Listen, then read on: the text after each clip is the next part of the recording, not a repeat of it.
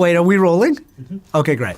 It's all part of the film process, right? Hi, my name is Patrick Dempsey, and these are my film firsts with BAFTA. The first film I remember seeing ever, it's a wonderful memory because it was at school, and it was in the cafeteria, and it was a break right before Thanksgiving. And it was David Lean's Great Expectations. And I remember that movie so well, and it was so nice that I didn't have to be in class.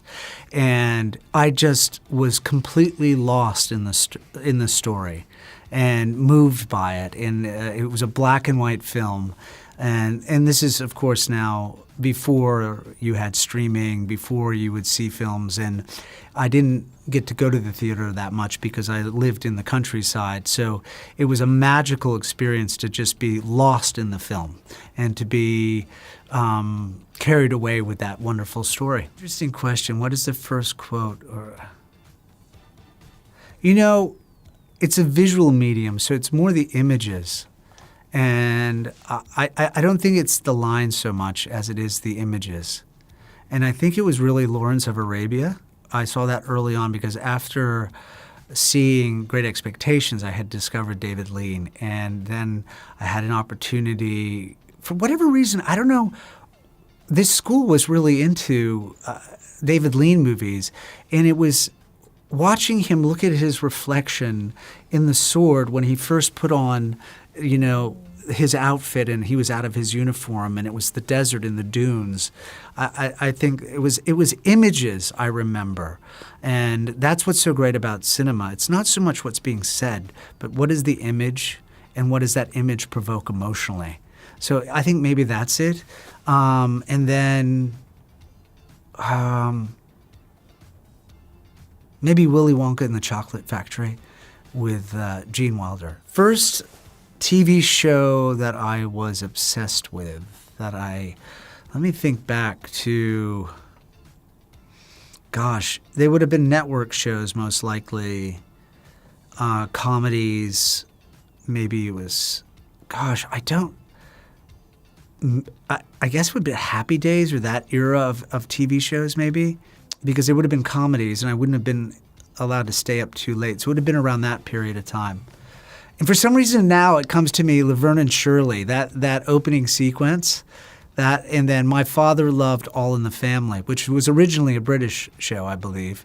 And I remember my father laughing at that and my mother and that being an important show. And that maybe probably wasn't appropriate to watch at that age. I don't know. I don't really have one. First film that I shouldn't have seen. You know, I think you're pretty well protected by then. You know, because growing up, you only had, you either went to the movie theater, you had ABC, NBC, CBS, and PBS. And PBS would always show the great black and white films of Errol Flynn, it was like sort of Turner Classics or Criteria, whatever it is now, where you would see the old movies. And you didn't have a lot of choices. So I remember watching a lot of those old vintage movies and the silent movies of that era on PBS, which was the public broadcasting system. And do you have a character that you were maybe obsessed with growing up? The first character you were obsessed with? Robin Hood. My first character was Errol Flynn in Robin Hood. The cartoon Robin Hood? No. The real movie with Errol Flynn. Oh, I know I'm old now. I'm really old. We'll move on. What was the first film or TV show that made you think, I want to act? I don't think I ever really, it was never, it wasn't the film, I don't think, that I wanted to. Oh, you know what? Maybe it was Oliver. I remember seeing Oliver for the first time. And I got a chance to work with Ollie Reed, which was really quite something. And Food, Glorious Food. And that movie maybe would have been it. But no, it didn't come to me until later that I wanted to be an actor. And that really was because I went to the theater. And it was the theater that made me want to become an actor. Sorry, that's BAFTA, and I know it's not film, but there's so many wonderful actors this year that are nominated that have fine-tuned their craft on stage. and have really brought incredible performances in front of the camera because of all of the training that they've had on the stage.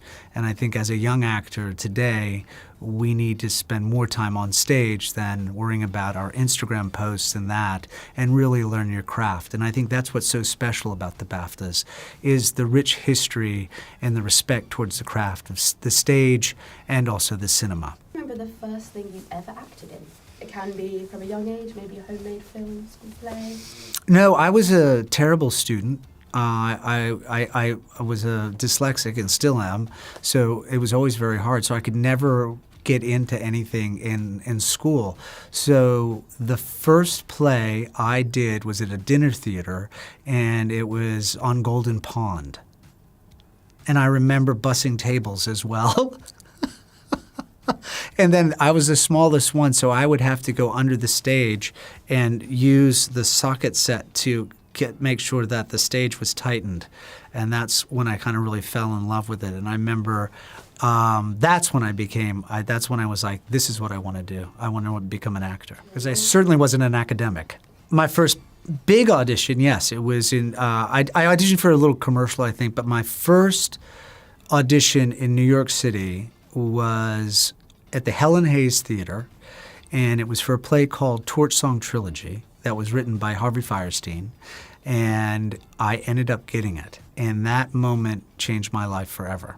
And had it not been for Harvey Fierstein, I would never have had a career, because it allowed me to, I had to fly in from Maine. I was doing an apprenticeship at the theater at Monmouth, which is this sort of Shakespearean repertory company.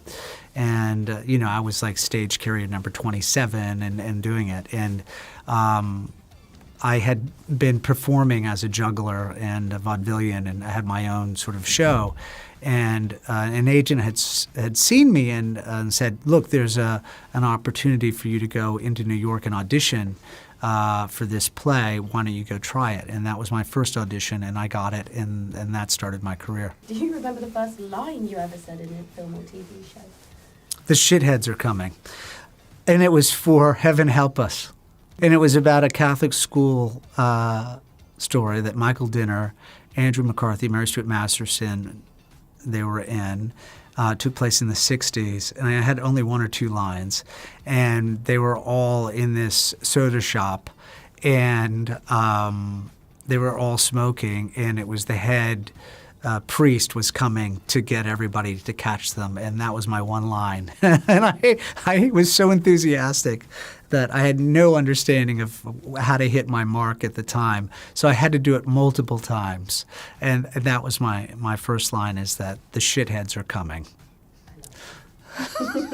The first rom-com I did, I believe, was The Woo Woo Kid. And then after I finished that, it was Can't Buy Me Love. So Can't Buy Me Love was the first real film success that I had back in 1987 or something like that. There needs to be a bit of a resurgence of these rom-coms, and it's tough with the writing. And you can't help think of rom-coms without thinking about Hugh Grant, or I think he's brilliant. In it, and his career has been remarkable because he did so many serious films prior to that.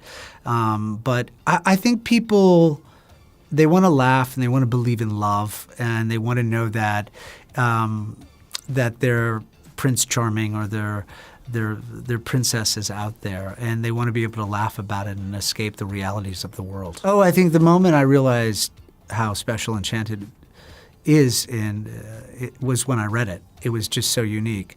And then the first moment that Amy was in costume and became Giselle, you knew you had something special in that. It was a Disney princess that we had never seen before, and it was a classic right away, with her singing and dancing, her movement and her joy and all of that. And I knew I was in big trouble because she just stole the movie beautifully.